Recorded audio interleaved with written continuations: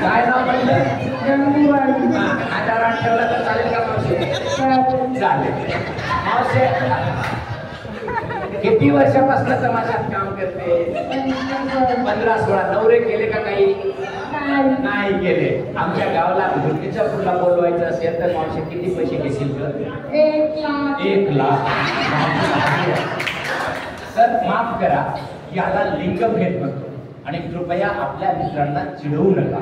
आमच्या बालगंधर्व पुण्यामध्ये माझे 5 प्रोग्राम तिकिटांचे झाले. कोरोना काळात हाऊसफुल गेला. एक तिकीट सोडून खुर्ची सोडून होते, 500 तिकिटा होते. कोरोनामध्ये बालगंधर्व पुण्यामध्ये उत्तम व्यक्ती आहे जो मनुष्यपात स्त्री पात्र करायचा. आमच्याही मुलांचा आत्मविश्वास वाढवा. नाटकात काम करता येतं तुला. सगळे हिरो साड्या घालून नाचलेत की नाही? नाचलेत, मग त्यांना आपण आर्टिस्ट म्हणतो. आपल्या मुलांना चिडवू नका, चिडवू नका.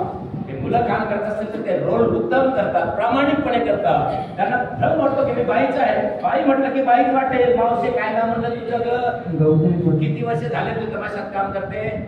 15-16 वर्ष झाले. ते पांडुरंगनी पैसे दिले, नीट ठेवून देवर. मावशी तू पण पैसे घे. तुला पण 1000-2000ची नोट होती ती दिली, ठेवली.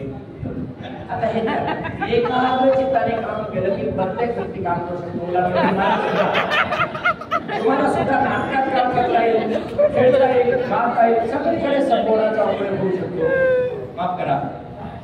तर हे त्याला व्यक्तिभ्रम म्हणतो. मग माणसाच्या अंगात देवी आली तर माणूस बाईसारखा बोलतो, बाई माणसासारखी बोलते. आणि आपल्याकडे एक IG माणूस साडी घालून फिरत होता.